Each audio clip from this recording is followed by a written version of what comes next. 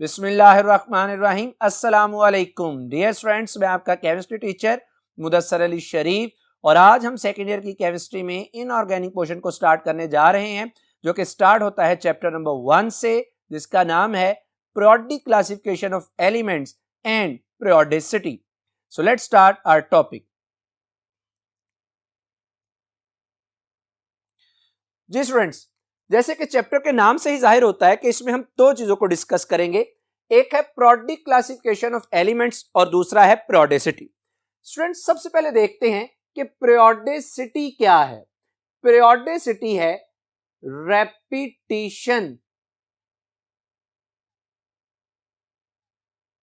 Repeat होना, repetition इन properties, properties का repeat होना आफ्टर रेगुलर इंटरवल्स।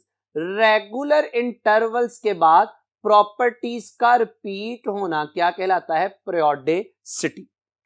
स्टूडेंट्स, इस चीज को ऐसे समझ लीजिए, एक बड़ी सिंपल सी आपको मिसाल देता हूं कि अगर आप एक वीक की बात करते हैं, एक वीक में 7 दिन होते हैं। हम स्टार्ट करते हैं मंडे से, तो आप जब मंडे से मूव करते हैं, Monday, Tuesday, Wednesday, Thursday, Friday, Saturday, Sunday, तो संडे के बाद आप दोबारा कहां पे पहुंच जाते हैं? मंडे पे। यानी इसका मतलब यह हुआ कि अगर आप दिनों में 7 दिन का वक्फा डालते हैं तो आप 8वें दिन उसी दिन पर पहुंच जाएंगे जहां से आपने क्या किया था? स्टार्ट। तो दिनों का रिपीट होना कब? After regular intervals. और दिनों के मामले में वो रेगुलर इंटरवल कितने दिनों का है? 7 दिनों का है। तो इसी तरह प्रॉपर्टीज का रिपीट होना आफ्टर रेगुलर इंटरवल्स क्या कहलाता है? पीरियोडिसिटी। इसी चीज को केमिस्ट्री के टर्म्स में स्टूडेंट्स ऐसे समझ लीजिए, आप सबको नोबल गैसेस का पता है जो कि 8th ए ग्रुप में मौजूद हैं। हम स्टार्ट करते हैं हेलियम से। हेलियम के बाद एलिमेंट आता है lithium, beryllium, boron, carbon, nitrogen, oxygen, fluorine, neon. अब स्टूडेंट्स गौर कीजिएगा कि हीलियम भी नोबल गैस है, नियॉन भी क्या है? Noble gas. इसका मतलब यह हुआ कि जब आप हीलियम से मूव करते हुए जाते हैं, एलिमेंट्स का इंटरवल डालते हैं, तो आपके पास 8वें नंबर पर दोबारा क्या चीज मिल जाती है? नियॉन गैस मिल जाती है। नियॉन भी नोबल गैस और हीलियम भी क्या है? Noble gas. तो जो प्रॉपर्टीज हीलियम की होंगी वही प्रॉपर्टीज किसकी होंगी? नियॉन की। तो ये प्रॉपर्टीज का रिपीट हो जाना, regular interval, that is called periodicity. दूसरे नंबर पे स्टूडेंट्स हमारे पास है periodic classification of elements. Periodic classification of element से क्या मुराद है? पीरियोडिक क्लासिफिकेशन से मुराद है arrangement of elements in systematic manner. Elements का सिस्टेमेटिक मैनर से अरेंज करना क्या कहलाता है? Periodic classification. स्टूडेंट्स, यहां पे भी कुछ यही बात है। जब आप कहते हैं जी एलिमेंट्स को क्या करना है? क्लासिफाई करना है। शुरू में जो एलिमेंट्स डिस्कवर थे उनकी तादाद बहुत कम थी, लेकिन जैसे जैसे टाइम गुजरता गया, साइंस ने प्रोग्रेस करती गई, इसी तरह नंबर ऑफ एलिमेंट जो डिस्कवर हुए उनकी तादाद भी क्या होती गई? ज्यादा होती गई। और आज इस पीरियड में हमारे पास तकरीबन 118 के करीब एलिमेंट्स। स्टूडेंट्स, 118 के 18 एलिमेंट्स को डिस्कस करना सेपरेटली हमारे लिए मुमकिन नहीं। तो हमें एक ऐसा तरीका चाहिए था, एक ऐसा मेथड चाहिए था जिससे उन्हें स्टडी करने में क्या हो जाए? आसानी। उन्हें स्टडी करने में आसानी हो, इसलिए हमने उन एलिमेंट्स को क्या कर दिया? एक सिस्टमैटिक मैनर से अरेंज कर दिया। अब अगर मैं बात करूं कि सर कैसे अरेंज किया, किस किस तरह से अरेंज किया, अगर इसकी बहुत स्टार्ट से हिस्ट्री स्टार्ट की जाए तो बेटा ये बहुत ज्यादा कॉम्प्लेक्स हो जाएगा।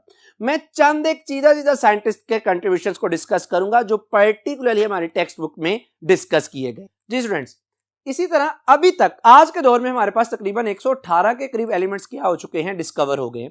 तो हमें एक ऐसे मेथड की जरूरत थी जिसमें हम उनको अरेंज करें, उनको स्टडी करना क्या हो जाए? आसान।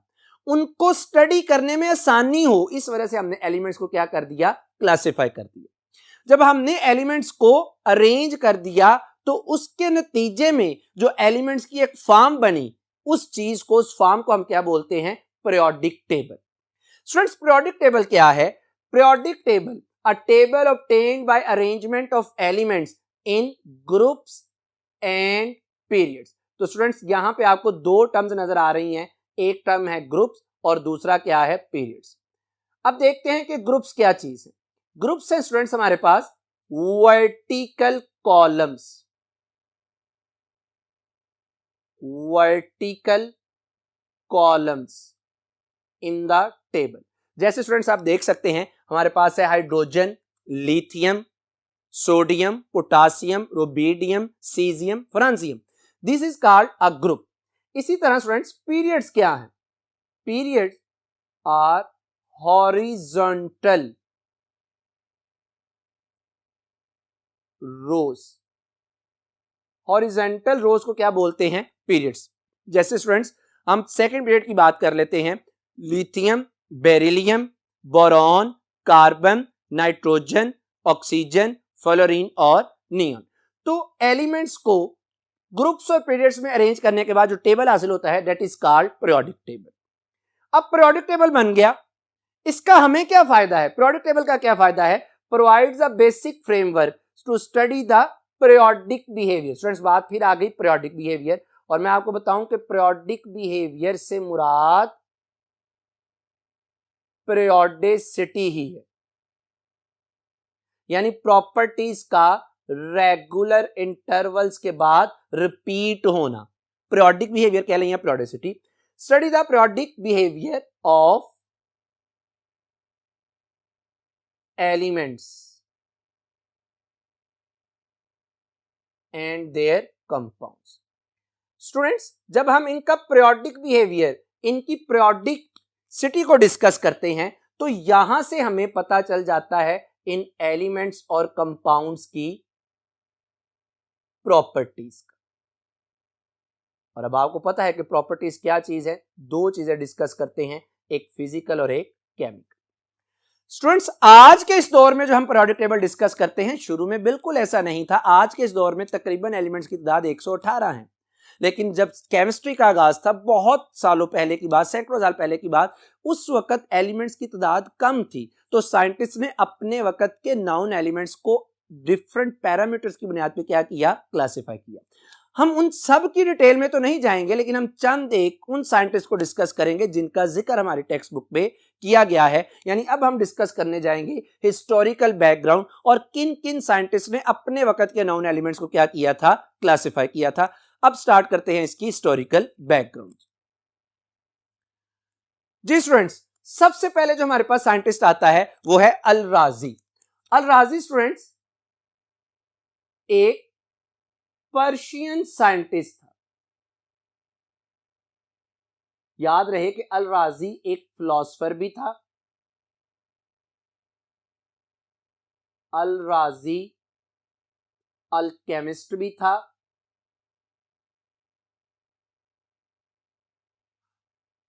अल राजी एक फिजिशियन भी था। अल राजी ने अपने वक्त के नॉन एलिमेंट्स को क्लासिफाई किया था, किसकी बुनियाद पर? Classified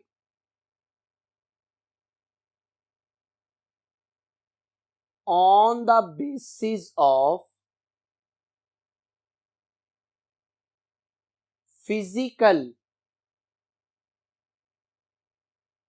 and chemical properties. यानी अल राजी ने अपने वक्त के नॉन एलिमेंट्स को इन दो की बुनियाद पे क्या किया था? क्लासिफाई। स्टूडेंट्स, इस क्लासिफिकेशन में आपको दो टर्म्स नजर आ रही हैं, एक है फिजिकल। याद रखिएगा, फिजिकल प्रॉपर्टी से मुराद जैसे कलर, जैसे मेल्टिंग पॉइंट, जैसे बॉइलिंग पॉइंट, ईटीसी बहुत सी और इसी तरह की है। और केमिकल प्रॉपर्टी से मुराद जैसे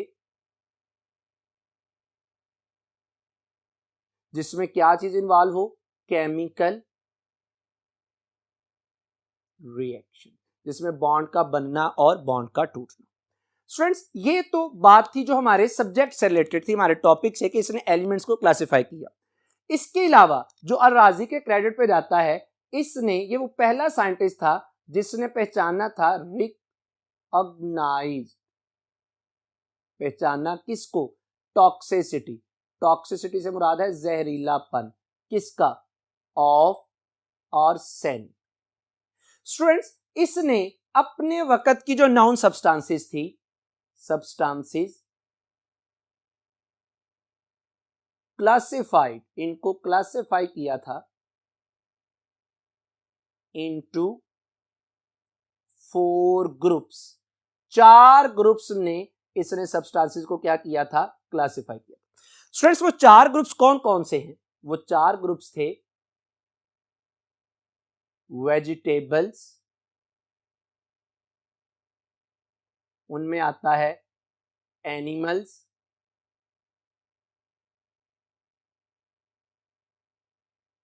उनमें आते हैं मिनरल्स, और उनमें आते हैं हमारे पास डेरिवेटिव्स। ये 4 चीजों में उसने अपने वक्त की नाउन सब्सटेंसेस को क्या किया था? क्लासिफाई किया।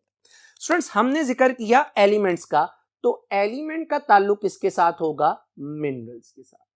बहरहाल इन मिनरल्स को भी उसने फर्दर 6 टाइप्स में डिवाइड किया था, लेकिन मैंने आपके सामने सिर्फ एक का जिक्र किया, एलिमेंट्स का, क्योंकि हम स्टडी भी किसको कर रहे हैं? एलिमेंट्स की क्लासिफिकेशन। स्टूडेंट्स जैसे जैसे वक्त गुजरता गया, उस वक्त तो एलिमेंट्स की तादाद क्या थी? बहुत कम। जैसे जैसे टाइम गुजरता गया, नए से नए एलिमेंट डिस्कवर होते गए और उनको क्लासिफाई करना इस मेथड पर क्या हो गया? मुश्किल हो गया। तो फिर साइंटिस्ट ने क्या किया? फिर एक और मेथड ढूंढने की कोशिश की जिसकी बुनियाद पर हम उनके क्या कर सकते थे? क्लासिफाई। तो नेक्स्ट जो हमारे पास साइंटिस्ट आता है जिसने एलिमेंट को क्लासिफाई करने की कोशिश की, वो साइंटिस्ट था डो ब्राइनर। डो ब्राइनर एक जर्मन केमिस्ट था और इसने 1829 में एलिमेंट्स को क्लासिफाई किया। कैसे क्लासिफाई किया था? इसने प्रपोज किया था लॉ ऑफ ऑक्टेव्स। स्टूडेंट्स यहां पे मेरा एक इख्तलाफ है कि यहां पे जो लफ्ज लॉ है ये इस्तेमाल नहीं होना चाहिए। खैर हम इसकी बहस में पढ़ेंगे तो बात बहुत लंबी हो जाएगी। इसने प्रपोज किया लॉ ऑफ ट्राइएड्स। स्टूडेंट्स ट्राइएड्स का लफ्जी मतलब क्या बनता है? 3 ट्राइएड्स। और ट्राइएड्स में उसने क्या किया? एलिमेंट्स के ग्रुप्स बना दिए, कंटेन 3 एलिमेंट्स, 3 एलिमेंट्स इसमें उसने रखे विद सिमिलर प्रॉपर्टीज। उनकी प्रॉपर्टीज क्या थी? सिमिलर। यानी इसने अपने वक्त के नाउन एलिमेंट्स को 3-3 के ग्रुप्स में डिवाइड किया और उन एलिमेंट्स की प्रॉपर्टीज क्या थी? सेम। स्टूडेंट्स डो ब्राइनर ने प्रपोज किया लॉ ऑफ ट्राइएड्स। अब लॉ ऑफ ट्राइएड क्या कहता है? The atomic mass of middle, the atomic mass of middle element, ये मैंने लिखा ताकि आपको बात वाज़िया हो जाए, of middle element is the average of the other 2 elements. यानी इसने जो 3-3 के ग्रुप्स बनाए थे, इसमें जो दरमियान वाला एलिमेंट था उसकी एटॉमिक मास पहले और तीसरे का क्या थी? एवरेज थी। जैसे स्टूडेंट्स इसने एक ग्रुप बनाया जिसमें लिथियम, सोडियम और पोटासियम। लिथियम की मास है 7, पोटासियम की मास है 39। तो इस लॉ ऑफ ट्राइएड्स के मुताबिक जो दरमियान वाला एलिमेंट है उसकी जो मास है ये दोनों का क्या होनी चाहिए? एवरेज। और वो ऐसे ही था, 7 + 39 divided by 2, the answer is 23। इसका मतलब ये हुआ कि जो मिडिल एलिमेंट की मास है वो बाकी दोनों का क्या है? एवरेज। इसी वजह से मैंने फोकस कर दिया सेपरेटली कि जो मिडिल एलिमेंट है 3-3 का ग्रुप्स है, लेकिन जो उसमें दरमियान वाला एलिमेंट है वो बाकी दोनों का क्या है? एवरेज। स्टूडेंट्स मैंने आपसे पहले भी बात कही कि इसने जो अरेंज किया था ट्राइएड्स, उसमें एलिमेंट्स की प्रॉपर्टीज क्या थी? सेम। और यही बात है कि ये तीनों की प्रॉपर्टीज भी क्या हैं? सेम। जैसे लिथियम, सोडियम और पोटासियम तीनों क्या हैं? मेटल। तीनों के आउटर मोस्ट शेल में कितने इलेक्ट्रॉन है? 1 इलेक्ट्रॉन है। तीनों वाटर के साथ रिएक्शन करती हैं एट रूम टेम्परेचर, तीनों क्लोरीन के साथ रिएक्शन करती हैं to form the compound with a similar formula, जैसे LiCl, जैसे NaCl, जैसे KCl। तीनों रिएक्शन करती हैं हाइड्रोक्साइड्स के साथ और बनाती हैं lithium hydroxide, sodium hydroxide, potassium hydroxide. ठीक होगी बात स्टूडेंट? तो इनकी प्रॉपर्टीज भी क्या थी? सेम। अच्छा, इसी तरह एक और एग्जांपल ले लीजिए। जैसे हमारे पास एक ट्राइएड है जिसमें मौजूद है कैल्शियम, जिसमें मौजूद है स्ट्रोंशियम और बेरियम। कैल्शियम की मैस होती है 40, बेरियम की मैस है हमारे पास 137। तो जो स्ट्रोंशियम दरमियान वाला एलिमेंट है उसकी मैस होनी चाहिए कैल्शियम और बेरियम का एवरेज, और ऐसा ही था। कैल्शियम की मैस 40, बेरियम की मैस हमारे पास 137, दोनों को ऐड करके जब आप एवरेज लेते हैं तो जवाब आता है 88.5, which is close to the mass of the strontium. ठीक होगी स्टूडेंट्स बात? ये तो था जो उसने क्लासिफाई किया, किसने? डो ब्राइनर। अब आ जाइए इसके कुछ डीमेरिट्स पर। स्टूडेंट्स, डो ब्राइनर ने अपने वक्त के नाउन 30 एलिमेंट्स को क्या किया था? 30 एलिमेंट्स को क्या किया था? क्लासिफाई किया था।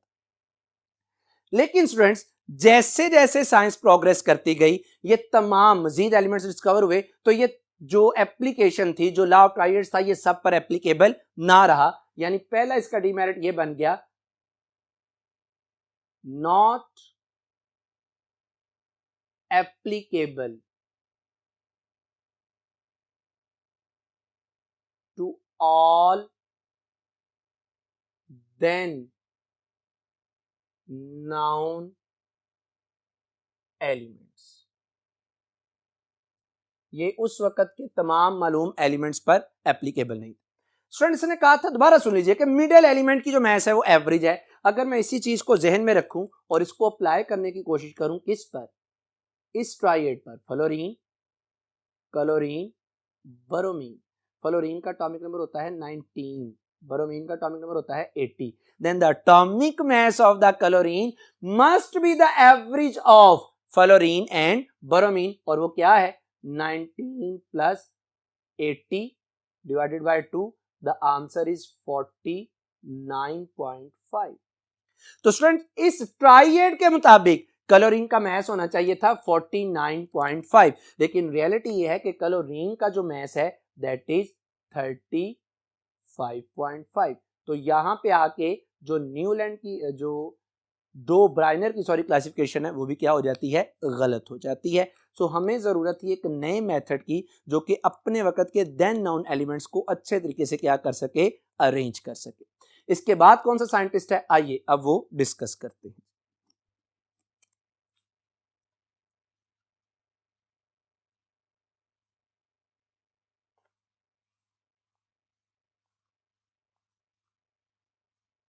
जी स्टूडेंट्स, तो नेक्स्ट हमारे पास साइंटिस्ट आता है Newland, and he propose law of Octave.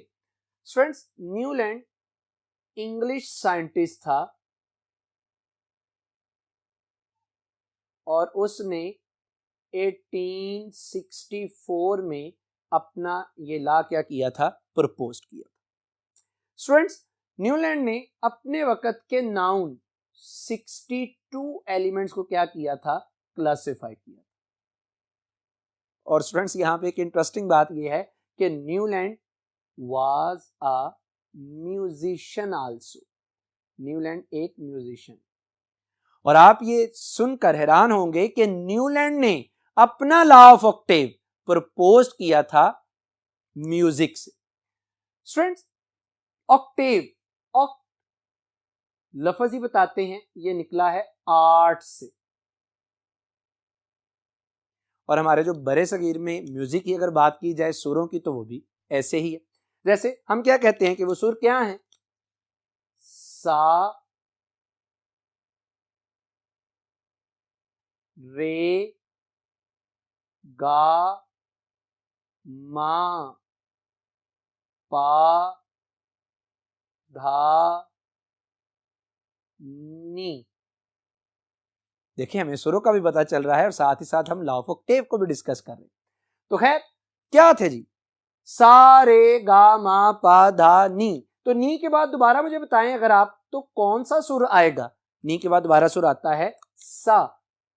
यहीं से उसने प्रपोज किया, यानी कितने सुर हो गए? 1 2 3 4 5 6 7 8। तो उसने कहा हर 7वें, यानी जब आप ये 7 करेंगे तो जो 8वें नंबर पे आने वाला सुर है वो बिल्कुल वैसा ही होगा जो कौन सा है, पहले नंबर वाला। यहीं से इसने प्रपोज किया था क्या जी, law of octave. Law of octave क्या कहता है, if the elements are arranged in the increasing order of atomic mass. तो एक बात तो ये क्लियर हो गई ना कि इसने एलिमेंट्स को अरेंज किया था किसके लिए, एटॉमिक मास। फिर क्या कहता है, एवरी 8th एलिमेंट, हर 8वां element has some properties in common with the first one. हर 8वें एलिमेंट की जो प्रॉपर्टी है वो पहले एलिमेंट के साथ क्या करती है, रिजेंबल। बिल्कुल इसी तरह कि हर 8वां जो सुर है वो रिजेंबल करता है किसके साथ, पहले के साथ। इसने जो लॉ ऑफ ऑक्टेव प्रपोज किया उसको देख लीजिए। जैसे मैं कहता हूं भाई लिथियम है, लिथियम की प्रॉपर्टीज किसके साथ रिजेंबल करेंगी, लिथियम की प्रॉपर्टी रिजेंबल करती है किसके साथ, 8वें मेंबर के साथ। वो 8वां मेंबर क्या है, 1 2 3 4 5 6 7 और 8। इसका मतलब है कि लिथियम की प्रॉपर्टी रिजेंबल करेगी किसके साथ, 8वें मेंबर यानी सोडियम के साथ।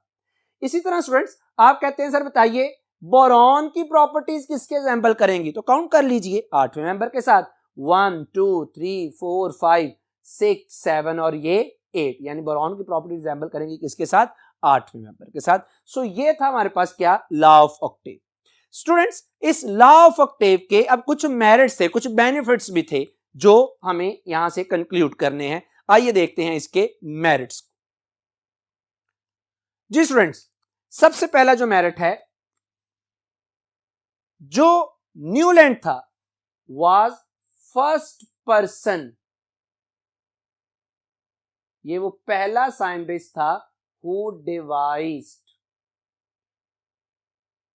पीरियोडिक टेबल, जिसने पीरियोडिक टेबल सबसे पहले इसका लफ्ज पीरियोडिक टेबल का यह। स्टूडेंट्स आपने अभी पढ़ा, क्या चीज पढ़ी आपने, आपने कहा every 8th element has some properties in common with the first. तो ये क्या है, यानी हर 8वां एलिमेंट पहले के साथ रिजेंबल कर रहा है। तो क्या आप ये देख नहीं रहे कि ये रेगुलर इंटरवल के बाद प्रॉपर्टीज रिपीट हो रही हैं, जिसे हमने बिल्कुल स्टार्ट में डिस्कस किया था। यानी इसके पीरियोडिक टेबल से periodicity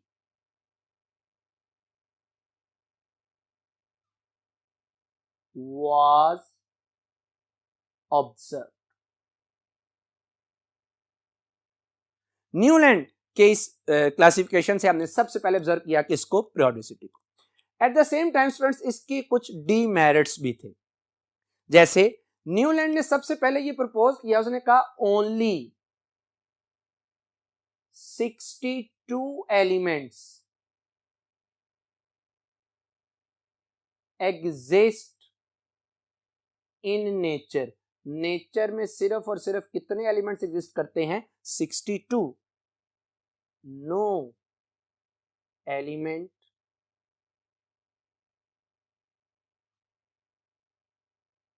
discovered in future. Future में कोई भी एलिमेंट डिस्कवर नहीं होगा। हालांकि ऐसा नहीं, जैसे कि मैंने स्टार्ट में ही आपसे कह दिया कि अभी तक तकरीबन 118 के करीब एलिमेंट्स क्या हो गए, डिस्कवर हो गए। दूसरा स्टूडेंट्स अबव सीक्वेंस, ये जो लॉ ऑफ ऑक्टेव वाला था, above sequence disturb by discovery of noble gases. Noble gases से डिस्कवर हो गया। तीसरा स्टूडेंट्स याद रखिएगा, ये आपने अभी पढ़ा कि 8वां एलिमेंट रिजेंबल करता है। अब अगर मैं आपसे कहूं कि बताएं एल्यूमिनियम की प्रॉपर्टीज किसके साथ रिजेंबल करेंगी, तो आप कहेंगे सर 8वें एलिमेंट के साथ। तो काउंट कीजिए 8वां, 1 2 3 4 5 6 7 8, यानी एल्यूमिनियम की प्रॉपर्टी रिजेंबल करनी चाहिए किसके साथ, क्रोमियम के साथ। यानी रियलिटी में ऐसा नहीं है। इसकी मिसाल ऐसे ले लीजिए कि जो एल्यूमिनियम है ये नॉन ट्रांजिशन है, क्रोमियम ट्रांजिशन। ट्रांजिशन हम बोलते हैं जो डी ब्लॉक में है। एल्यूमिनियम फिक्स है कि +3 ऑक्सीडेशन स्टेट शो करेगा, क्रोमियम +2 भी करता है, +3 भी करता है, +6 भी करता है। एल्यूमिनियम कलर्ड कंपाउंड नहीं बनाता, लेकिन क्रोमियम के तमाम कंपाउंड ऑलमोस्ट क्या होते हैं, कलर्ड। तो इसका मतलब ये हुआ कि यहां पे आके ये क्लासिफिकेशन क्या हो गई, block this is only applicable up to calcium, यानी एप्लीकेबल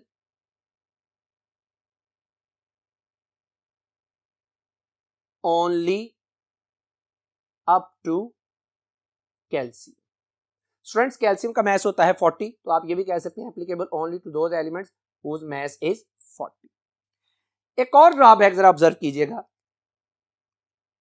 स्टूडेंट्स, आपने क्या कहा कि elements are arranged in the increasing order of atomic mass. तो स्टूडेंट गौर कीजिएगा, यहां पर क्रोमियम की मास कितनी है 52, टाइटेनियम की 48। तो टाइटेनियम के बाद एक ऐसा एलिमेंट आना चाहिए था जिसकी मास 48 से क्या होती ज्यादा, हालांकि इसके बाद आ गया है क्या, मैंगानीज, जिसकी मास क्या है 55। तो ये एक और ड्रॉबैक है किसका, न्यूलैंड के लॉ ऑफ ऑक्टेव। जी स्टूडेंट्स, ये तो हमने इसके डीमेरिट्स डिस्कस किए। हमारी टेक्स्ट बुक पर भी ये यहां तक लॉ ऑफ ऑक्टेव डिस्कस है। इसके बाद एक नए साइंटिस्ट का जिक्र होता है जो कि था डिमिट्री मेंडलीव। लेकिन स्टूडेंट्स, मैं आपसे एक और साइंटिस्ट की बात करना चाहता हूं जो है लोथर मेयर। ये साइंटिस्ट ने किस तरह से अपने एलिमेंट्स को डिस्कस किया था, आइए अब इसको डिस्कस करते हैं। जी स्टूडेंट्स, मैं लोथर मेयर को क्यों डिस्कस करने जा रहा हूं, हालांकि वो हमारी टेक्स्ट बुक में नहीं है, वो मैं इसलिए डिस्कस करने जा रहा हूं कि लोथर मेयर का और मेंडलीव का दोनों का काम सेम था, लेकिन दोनों ने इंडिपेंडेंटली काम किया। अनफॉर्चुनेटली जो लोथर मेयर का काम था उसको इतनी इंपॉर्टेंस नहीं दी गई, मेंडलीव के काम को इंपॉर्टेंस दी गई और वो ज्यादा वेल नोन हो गया लोथर मेयर के निस्बत। बहरहाल लोथर मेयर क्या था, Lothar Meyer was a German chemist who in 1869 classified the elements according to the law। वो law क्या था कि elements are arranged in the increasing order of their atomic masses, then the elements with the similar chemical and physical properties appear at regular intervals। Dear students, इसने elements की properties के लिए उनको classify करने के लिए एक ग्राफ ड्रॉ किया था, और वो ग्राफ था between atomic volume of 1 mole of atom and atomic mass. ये ग्राफ है हमारे पास आ जाता। स्टूडेंट्स, इस ग्राफ में उसने ये कहा था कि जो एलिमेंट्स जिनकी प्रॉपर्टीज सिमिलर हैं दे appear at the regular intervals. जैसे आपको ग्राफ में पता चल रहा है कि जितनी भी अल्कली मेटल्स हैं, lithium sodium potassium rubidium caesium francium, जिनको मैंने इस ग्राफ में एक स्क्वायर बॉक्स ज़ाहिर किया, ये तमाम हाईली इलेक्ट्रोपॉजिटिव हैं और ये ग्राफ की बिल्कुल पीक पर नजर आ रहे हैं। इसी तरह जो लेस इलेक्ट्रोपॉजिटिव एलिमेंट्स हैं, जिन्हें आप सेकंड ए ग्रुप अल्कलाइन अर्थ मेटल्स बोलते हैं, beryllium, magnesium, calcium, strontium, barium और रेडियम, ये मैंने जाहिर किए हैं एक सर्कुलर फॉर्म से जो कि बिल्कुल उसके क्या हैं, नीचे। इसी तरह हेलोजिन 7th ए ग्रुप में, फ्लोरीन, क्रोमीन, बोरोमीन, ये भी सेम पोजीशन पर हैं, पर ये डाउनवर्ड साइड पर हैं, जिनको मैंने जाहिर किया है ट्राइएंगल से। तो इस तरह से लोथर मैन ने अपने एलिमेंट्स को क्या किया था, उस वक्त के नॉन एलिमेंट्स को क्लासिफाई किया था। स्टूडेंट्स, होप सो कि आपको आज का लेक्चर समझ आया होगा। अल्लाह सुब्हानहू व तआला आप पे अपना रहम करम फजल फरमाए।